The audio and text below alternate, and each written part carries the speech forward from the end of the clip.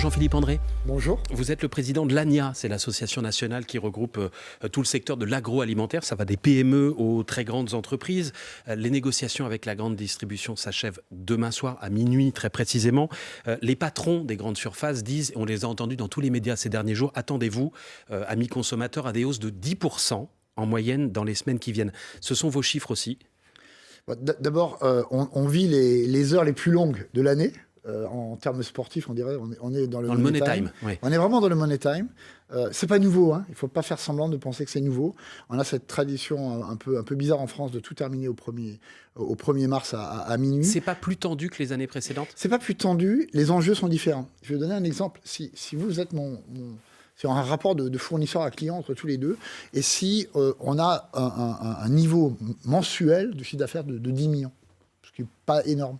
Dans l'ancien monde, mais je dis que l'ancien monde, c'était avant-hier, c'était dans les années 2019-2020, on négociait en ce moment sur 1%. Parce que les hausses de matière et tout ça justifiaient 1%. 1% de 10 millions, c'est 100 000 euros. Aujourd'hui, et pour répondre à votre question, l'enjeu, c'est 10%. Et 10% de 10 millions, c'est 1 million. Donc, vous pouvez imaginer que la pression sur une PME, en termes de trésorerie, aujourd'hui, c'est de dire, j'ai pas le temps, et je suis obligé de passer ces coûts. Mais donc, c'est bien ça qui est différent. Ce chiffre de 10%, c'est bien celui que vous avez obtenu des grandes surfaces. Vous reconnaissez que les chiffres sont les mêmes des deux côtés. Les prix, en moyenne, vont augmenter 10%. Alors moi, je ne peux pas préjuger de ce qui va être fait après demain soir. Il y a déjà des accords qui sont signés. Il y a à peu près, ça c'est les sondages que nous on fait aujourd'hui, il y a à peu près 70% des entreprises qui auraient conditionnel, déjà signé. Avec des hausses de combien? Avec des demandes de l'ordre de 10%. D'accord ? De l'ordre de 10%. Est-ce que, mais on le verra très rapidement dans les prochains jours, et dans les rayons au niveau des étiquettes, est-ce qu'on aura obtenu ceci? Ça, on le verra dans les prochaines semaines. Mais ces 10%, ils s'ajoutent aux 12% d'inflation de l'année dernière? Aujourd'hui, vous avez une inflation alimentaire dans ce pays qui est aux alentours de 14%. Alors 14%, je crois que c'est important pour les gens qui nous écoutent, 14% c'est tout ce qu'il y a sur la table du petit déjeuner de ceux qui nous écoutent. C'est la pâte à tartiner, c'est les biscottes, c'est le camembert pour ceux qui en mangent le matin, c'est le jus d'orange, etc. Tout ça coûte plus cher de 14% à peu près. C'est 14%. D'abord, posons-nous la question, est-ce que la France est seule dans ce phénomène-là? Non, parce qu'au même moment, en Allemagne, par exemple, vous avez l'inflation alimentaire qui est de l'ordre de 20%. À l'intérieur de ces 14%, vous avez deux grands blocs, on pourra en reparler peut-être. Oui. Vous avez les marques nationales et vous avez les marques de distributeurs.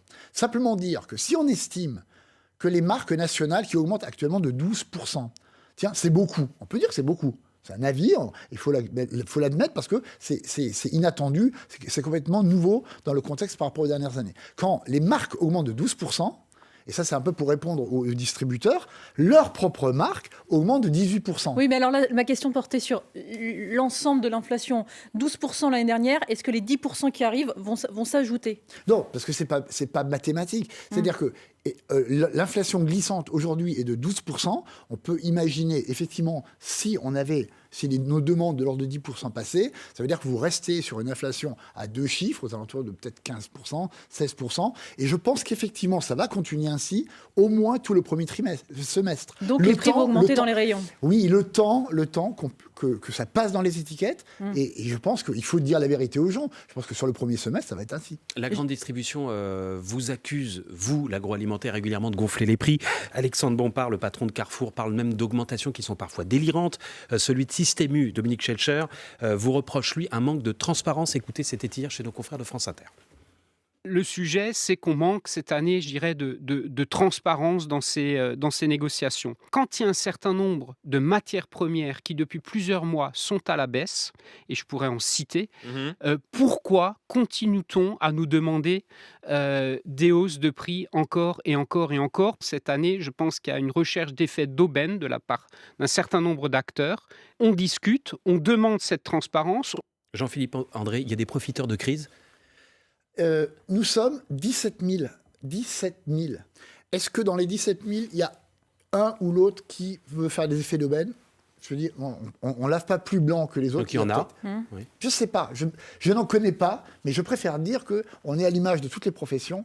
Il n'y a pas d'effet d'aubaine aujourd'hui. Et Dominique Schelcher, qui est un grand professionnel que je connais, sur le point qu'il évoque, je ne peux pas être d'accord avec lui. Parce que s'il y avait effet d'aubaine, et je reviens à mon point précédent, à ce moment-là, pourquoi les marques de distributeurs, dans la même situation, augmentent de 18%? Non, mais lui, il donne des exemples concrets. Dominique Schelcher, il dit par exemple, le cours du blé, il a baissé de plus de 20%, celui de l'huile de 40%, et le coût des transports a baissé aussi ces derniers mois. Et pourtant, une fois transformé, donc par vous, les grands industriels, eh ben, l'industrie réclame des hausses. Est-ce que c'est normal ?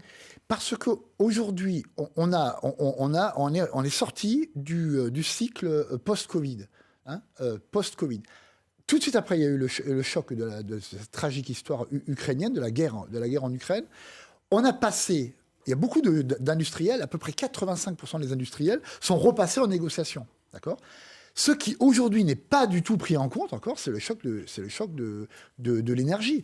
Moi, j'étais hier, je suis sur le salon en ce moment. Donc là, c'est plus le coût des matières premières qui vous embête, c'est le prix de l'énergie pour la fabrication. Les matières premières continue à augmenter. En tout cas, nous, on a signé des contrats qui font que ces signatures ne sont pas encore répercutées dans les prix actuels. Si demain, et nous, on est les premiers, on pourra parler des effets de l'inflation. Oui, si demain, l'inflation venait à se calmer, ce que nous, on souhaite, à ce moment-là, sachez que la loi, c'est important pour les gens qui nous écoutent, prévoit qu'il y a des clauses de renégociation. Vous renégocierez même dans 3 mois si ça se calme. Mais on est obligé de le faire de par la loi. Aujourd'hui, simplement, je dis, on n'est pas dans cette situation-là. Hier, j'étais sur le salon de l'agriculture avec un charcutier. Le charcutier, il passe son coût de l'énergie, parce qu'on parle en pourcentage, des fois, il faut parler en vrais euros. Le gars, il a 2,5 millions d'euros en 2020. En 2022, il est monté, 2,5 millions, il est monté jusqu'à 6 millions. Sa facture est à 12 millions l'an prochain. Le gars, il n'a pas le choix. Il n'a pas le choix que de transférer ceci dans son tarif. Et donc, c'est ce qui est en train de se passer. Le jour où l'énergie se calmera, où les autres éléments, notamment le packaging, on parle de verre et de carton, se calmeront, à ce moment-là, on verra une accalmie sur les prix. On va parler des marges, si vous voulez bien, dans un instant. Le temps du fil info à 8h40 avec Marie Maheu. 58 milliards d'euros pour le tourisme bleu, blanc, rouge. C'est ce qu'ont dépensé les visiteurs étrangers l'année dernière. Et c'est un record selon l'agence Atout France. 1 milliard de plus qu'avant Covid. Et pourtant, les voyageurs chinois et japonais sont loin d'être tous revenus. Des annonces attendues aujourd'hui d'Emmanuel Macron contre les papillomavirus, responsables de plus de 6000 cancers par an. Il existe pourtant un vaccin pour lutter contre ces virus qui se transmettent sexuellement, mais il est très peu administré chez moins de 40% des filles et 9% des garçons seulement. L'application TikTok bannit des smartphones par la Maison-Blanche. Les salariés ont 30 jours pour s'en débarrasser. Décision similaire prise par le gouvernement canadien et la Commission européenne la semaine dernière, par crainte que la Chine accède aux données de ses utilisateurs. Le joueur du PSG, Achraf Hakimi, visé par une enquête pour viol, enquête ouverte par le parquet de Nanterre. Âgé de 24 ans, il a rejoint le club parisien il y a un peu moins de 2 ans. France Info. Le 8-30 France Info, Salia Brakia, Marc Fauvel. Toujours avec le président de l'Association nationale des industries agroalimentaires, Jean-Philippe André. On parlait des grandes surfaces il y a quelques instants. Dominique Schelcher, le patron de Système U, dit qu'aujourd'hui, sur un tapis de course de caisse de 100 €, ces supermarchés font entre 1,50 € et 2 € de marge. Là où, dit-il encore, vous faites 10 à 15 € de marge. Est-ce que c'est exact ? 10 fois plus. Le débat sur les marges, fort heureusement, a été un peu arbitré par une autorité qui devrait être indiscutable. Je parle du rapport que Bercy a commandé l'an dernier, enfin cette année, à l'inspection générale des finances. Et donc, ce n'est ni les chiffres de la distribution, encore que dit ce rapport. Il a une approche d'abord, je crois, qui est très importante, il faudra peut-être qu'on en reparle, en termes de filière. Parce que nous, on n'est jamais au cœur d'une filière qui démarre de l'amont agricole jusqu'au distributeur. Et chacun a son rôle là-dedans. Et donc, ce rapport, pour revenir à lui, dit quoi ? Entre la période de 2021 et sur le premier semestre 2022, les marges des transformateurs que nous sommes, de l'industrie agroalimentaire, a baissé de 16%. Est-ce que c'est toujours le cas aujourd'hui, un an après ? Alors, nous, on pense que oui. Pourquoi ? Parce que je pense que les négociations qui ont eu lieu l'an dernier, au mois de mars 2022, se sont pas bien passées en termes de maintien des marges, tant et si bien qu'on a demandé à Bruno Le Maire de rééditer la même chose, de refaire le même exercice. Ce à quoi il a répondu positivement. Donc, dans les tout prochains mois, vous allez avoir une nouvelle enquête indépendante vue de Bercy, indépendante, la situation sur l'ensemble de 2022. Et ça sera intéressant qu'on se revoie ici sur le plateau avec des distributeurs en disant tiens, voilà la réalité. Maintenant, sur les marges. Simplement, si tout ce que vous dites est exact, pourquoi Dominique Schoecher affirme-t-il que vos marges sont de 15% là où les siennes sont de 2%?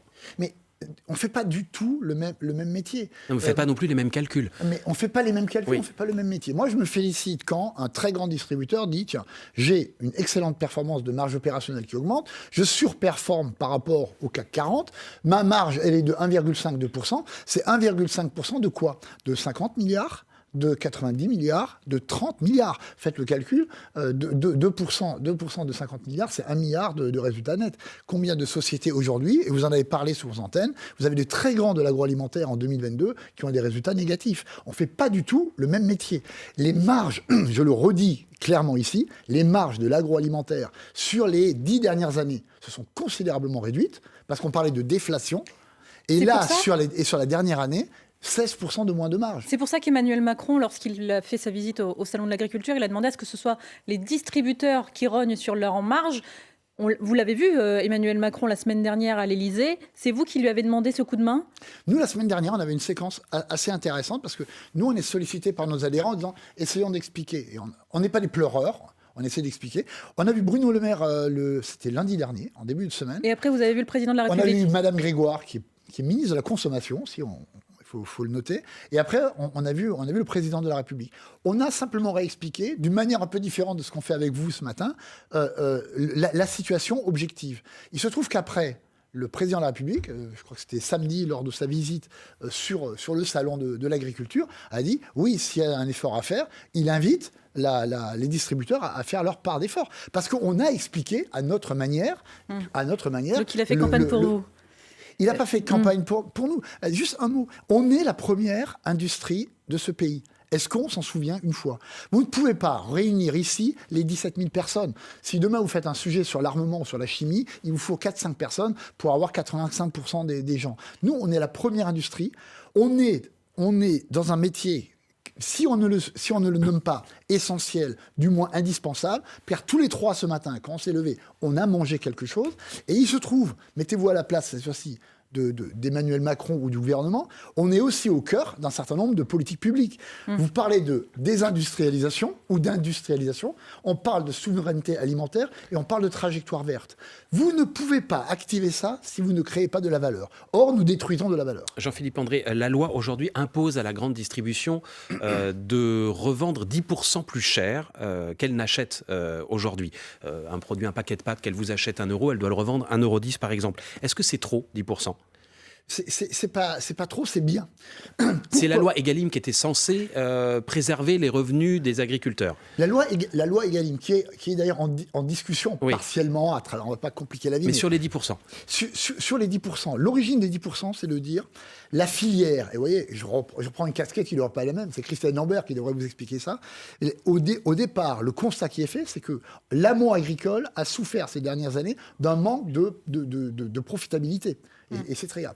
Le 10% servait à dire on neutralise ces 10% afin qu'une partie de cette rémunération retourne aux agriculteurs.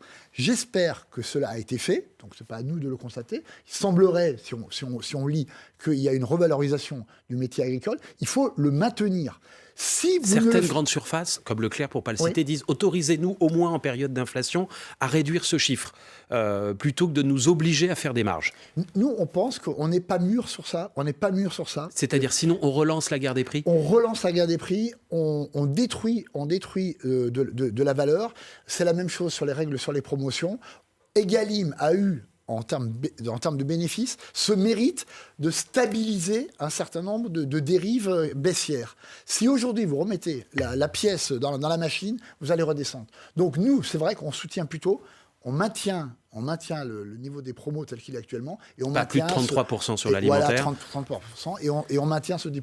Jean-Philippe André, ces derniers jours, en raison des négociations, il manquait pas mal de produits dans les rayons des supermarchés. Est-ce qu'avec l'échéance de demain, il va manquer davantage de produits dans les rayons? La réponse est non. Non. Donc ça veut dire que finalement, tout le monde finira par signer demain à 23h58, quoi, c'est ça? Vous savez, alors, ça c'est un bon point. À la fin, je pense que pratiquement tout le monde a signé. Après, si je signe avec vous, c'est quelle est la qualité de ma signature? On dit, et j'entends aussi, tiens, on signe plus facilement avec les très petites entreprises et les PME. Oui, parce que mon rapport de négociation, moi, TPE, avec vous, moi, TPE, 20 millions de chiffre d'affaires, avec vous, 30 milliards, vous comprenez que le rapport est déséquilibré. Nous, on a 17 000, Donc, mais il peut être oui, déséquilibré dans un autre sens. Vous représentez par exemple Coca-Cola aussi, je crois. On a du mal à imaginer M. Leclerc ou M. Schulcher, au final, refuser d'accepter des hausses de prix et ne pas avoir de Coca dans ses rayons. J'allais en arriver là. Vous avez le pouvoir parfois aussi. Et j'allais en arriver là, justement. Il faut bien comprendre que c'est à peu près naturel que la discussion soit un peu plus compliquée avec des grandes marques nationales dont le distributeur a besoin qu'avec les petites PME. En fait, c'est toujours le gros qui gagne. Non, que ce soit la grande surface ou le distributeur. Moi, j'ai l'habitude de dire, d'abord, l'agro. je répète obstinément que moi, je ne dis pas distributeur, je dis client. Parce que dans ce pays, on devrait revenir à des règles saines de commerce. Monsieur Schellcher, Monsieur Leclerc, Monsieur Carrefour, Monsieur Intermarché, Monsieur Bompard, voilà, il ne faut pas les citer, sont des clients. Nous avons incroyablement besoin de ces gens-là. Ce sont le porte-avions de nos produits. Mais la réciproque est vraie également. Vous noterez qu'ils ont incroyablement besoin de ces marques nationales parce que quand vous écoutez à la radio les spots de pub, c'est pas sur les marques de distributeurs, c'est sur les grandes marques. Oui, mais les comportements des consommateurs changent progressivement face à l'inflation. Les Français préfèrent de plus en plus se diriger vers les marques premier prix, vers les marques distributeurs. Ça vous fait du mal? Mais bien sûr que ça nous fait du mal. Et donc, Parce que vous êtes trop cher. Et on en revient à notre point précédent. L'inflation, c'est mauvais pour tout le monde. L'inflation, d'abord, c'est mauvais pour le consommateur final qui est victime en termes de pouvoir d'achat. Une fois qu'on a dit ça, l'inflation, elle est mauvaise pour les marques. Et donc, vous comprenez bien qu'on n'est pas devenu dingo du jour au lendemain. On a établi avec vous, sur les marques, une relation de confiance d'une cinquantaine d'années pour la plupart d'entre elles. Du jour au lendemain, je ne vais pas prendre le risque d'augmenter trop mes marques, au risque de vous détourner de ma marque. Ce faisant, je ferai à la limite le jeu d'ailleurs des marques du distributeur. Et on voit aujourd'hui. Mais c'est le cas aujourd'hui. Et vous voyez aujourd'hui que les gens. Vous pensez que si ça se calme l'inflation dans quelques mois, les gens vont revenir systématiquement vers les marques après être passés par d'autres produits? Aujourd'hui, il y a peut-être que c'est la fin de ce système-là aussi. J'espère que non. Je peux que vous répondre ça parce que je pense qu'une marque a quelque chose qui dépasse même le cadre du produit. En lui-même, mais aujourd'hui, et vous avez raison de le citer, et ça porte de l'eau à mon moulin, c'est de dire aujourd'hui, on voit une progression des marques de distributeurs. Et nous, on n'a aucun intérêt à ça. Et dernière chose, attention, derrière, je reparlais d'industrie, les 17 000 entreprises, l'inflation, ça peut tuer ces entreprises-là. Parce que si on ne couvre pas nos coûts, on va fragiliser tout un tissu industriel très important. Jean-Philippe André, président de l'Association nationale des industries alimentaires, est l'invité de France Info ce matin. Oui, j'ai pas dit... non, j'ai mal présenté? Non, très bien. Qui représente donc les très PME, bien, mais aussi les très grands groupes, 8h51. Le fil info, Marie Maheu, et on poursuit dans un instant. Tout le monde. Il doit annoncer sa démission ce matin lors d'un nouveau comité de la FFF. Selon les informations de France Info, Noël Le Graët va quitter la tête de la Fédération française de football, mise en cause par un audit pour des dérives de comportement, notamment vis-à-vis des femmes. Interdiction totale d'exercer la médecine pour l'anesthésiste de Besançon. Frédéric Péchier est mis en examen pour 24 empoisonnements et soupçonné de 8 autres. Il avait jusqu'ici le droit de recevoir des patients, mais pas dans sa spécialité. Plus de 30 milliards d'euros de dégâts en Turquie, estimation de la Banque mondiale, 3 semaines après les séismes qui ont dévasté le sud du pays et touché la Syrie voisine. Le coût de reconstruction, lui, pourrait atteindre le double de ce montant. Le président du jury du 76e Festival de Cannes est un Suédois, le réalisateur Ruben Östlund, aux 2 Palmes d'Or. Un premier pour le film The Square en 2017, la deuxième pour son filtre l'année dernière. France Info. Le 8-30 France Info, Salia Brachia, Marc Fauvel. Toujours avec Jean-Philippe André, le représentant des entreprises de l'agroalimentaire. Le gouvernement souhaite que les distributeurs mettent en place un panier anti-inflation. 20 ou 50 produits, on ne sait pas. Vous, est-ce que vous avez plus d'infos sur ce panier anti-inflation? Non, comme je l'ai dit tout à l'heure, on a eu l'occasion d'évoquer ce sujet la semaine dernière avec le président avec Olivia Grégoire, qui est à l'origine de cela. On n'est pas premier acteur complètement là-dessus, puisque c'est une relation entre distributeurs et leurs consommateurs. Donc on regarde ça avec intérêt, parce que c'est notre métier. J'attire juste l'attention sur un point. Il ne faudrait pas que cette initiative amène une perte de valeur et que ça tire tout le monde vers le bas. C'est ce que dit aussi la FNSEA. Alors, oui, Christiane Lambert dit... on dit la même chose. J'ai cru entendre aussi certains distributeurs d'ailleurs dire, tiens, il y a ce risque. Et sur certains produits spécifiques, ça semble déjà être le cas. C'est-à-dire qu'on va mettre en exergue 50 produits. Certains mettent d'ailleurs 150 produits même en exergue. Si certains de ces produits sont complètement déconnectés par rapport aux autres enseignes, il peut y avoir un loop négatif. D'une manière générale, je dis, nous, quand on fait nos opérations promotionnelles, on ne prend pas en étau nos fournisseurs. Donc, nous, on ne veut pas non plus que nos produits servent à faire la compétition très acharnée, parce qu'il y a ça aussi, très acharnée entre les différentes enseignes. Faisons très attention de ne pas détruire de la valeur. Plutôt que d'augmenter les prix, certains industriels réduisent la taille des paquets, c'est ce qu'on appelle la shrinkflation. Beaucoup de Français ont découvert ce phénomène ces derniers mois, des bouteilles d'eau un peu plus petites mais au même prix. Est-ce que c'est une forme d'arnaque ?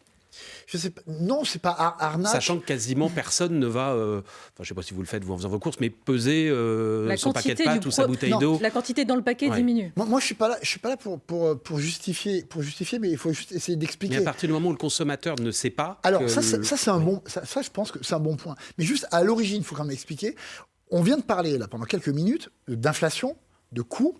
Vous comprenez bien qu'à un moment, le prix de vente de mon produit, s'il dépasse un certain niveau, je le vendais 1 euro, demain il est à 1,50 € ou 2, ça peut avoir pour effet que vous détourniez de moi. Mais est-ce qu'il faut prévenir les consommateurs quand un paquet change, par exemple, avec une étiquette en magasin ou sur le paquet ? Non, mais il faut simplement que sur le sachet, il est clairement écrit, avant il y avait X articles là-dedans pour X grammes ou X litres, etc. Il faut le dire. Mais sur le fond, c'est pas de l'arnaque, c'est une défense. Moi, je le prendrais plutôt comme ça. C'est la défense. C'est normal, c'est-à-dire quand le prix d'un produit augmente. Oui, mais c'est normal que je vous dise ça. Mais pourquoi vous ne dites pas à toutes vos entreprises, aux 17 000 entreprises, quand elles baissent la quantité de produits dans leur paquet, mais en gardant la même taille du paquet pour pas que le consommateur s'en aperçoive, il faut bien le noter en fait. Je crois que systématiquement, maintenant, on encourage les gens à mettre clairement, il y a moins de grammage, etc. Mais pour en revenir à l'entrée de votre question, c'est pas une arnaque en soi. Malheureusement, c'est une défense. Il y a un petit loup quand même. Je crois pas, on sera peut-être pas d'accord là-dessus, mais je pense que c'est une réaction, non mais je suis sérieux, c'est une réaction par rapport à un environnement qui est très spécial et qui fait qu'il y a un moment, il faut que je baisse mon prix de vente. Jean-Philippe André, en France, l'obésité touche de plus en plus les jeunes. Près d'1 Français sur 2 serait en surpoids selon une étude de l'INSERM. Est-ce que l'industrie agroalimentaire que vous représentez a sa part de responsabilité avec des produits parfois trop salés, trop gras, trop sucrés ? On a une part de responsabilité en tant que entreprises qui mettent sur le marché. Ensuite, il y a des efforts incroyables qui ont été faits sur les 10 dernières années. Les recettes que vous avez aujourd'hui ne ressemblent en rien aux recettes d'il y a quelques années. Vous dites quoi, c'est plus sain aujourd'hui ? Il y a moins de gras, il y a moins de sel, etc. Et je pense que le maître mot dans tout cela, alors on a des initiatives qui vont aboutir un jour, telles que le Nutri-Score, par exemple. Qui n'est pas obligatoire. Qui n'est pas obligatoire, mais c'est une initiative je vais en arriver à mon point c'est de l'éducation alimentaire, quoi. Je pense que nous, on sera toujours très, très porteurs de travailler l'éducation alimentaire et donc l'équilibre alimentaire depuis le début. Et je pense notamment à l'école. Par exemple, il y a plus de la moitié aujourd'hui des marques qui ne l'ont toujours pas mis en place. Pour reparler d'une des entreprises que vous représentez aujourd'hui, Coca-Cola, il n'y a toujours pas de Nutri-Score sur les bouteilles de Coca. Est-ce qu'un jour, il faudra en venir à une forme d'obligation ? Mais on va y arriver. Aujourd'hui, vous avez à peu près 700... Mais on va y arriver quand ? On a à peu près 700 à 800 entreprises qui ont déjà fait le choix du Nutri-Score. Ça veut dire que ces entreprises... Sur 17 000, Non, sur les marques, même plus encore. Je vais dans votre sens. 43%. Mais 43% sont passés au Nutri-Score. Voilà, ça veut dire que ces marques-là, elles se sentent confortables avec le système aujourd'hui. Nous, le Nutri-Score, aujourd'hui, ce qu'on peut lui reprocher, c'est que les habitudes alimentaires des Français ne sont pas toutes aux normes de 100 grammes. Parce qu'on vous dit 100 grammes Oui, c'est pour une ration de 100 grammes la à chaque fois. ration de 100 grammes de beurre, vous ne mangez pas 100 grammes de sucre tout le temps, 100 grammes de fromage, pas tout le temps. La deuxième chose, les associations de mets. Un petit salé tout seul, ça va être DE. Un petit salé avec des lentilles, on va repasser à BC. Vous voyez. Troisième c'est chose. trop simpliste en fait le Nutri-Score. J'ai pas dit ça parce qu'il faut pas dire ça non plus. Mais je dis, ce n'est pas européen. C'est pas européen, mais à un moment, ça va quand on fait arriver. ses courses, aujourd'hui, on fait pas ses courses en Espagne, en Allemagne, on les fait Oui, plutôt. mais attention aux biais de concurrence. Donc, je pense que nous, on est pour un Nutri-Score le jour où ça sera bien normé scientifiquement au niveau européen. Et après, on s'alignera tous là-dessus, bien sûr. Merci à vous, Jean-Philippe André, président de l'ANIA, l'Association nationale des industries alimentaires. Merci à vous. Invité ce matin de France Info. Bonne journée.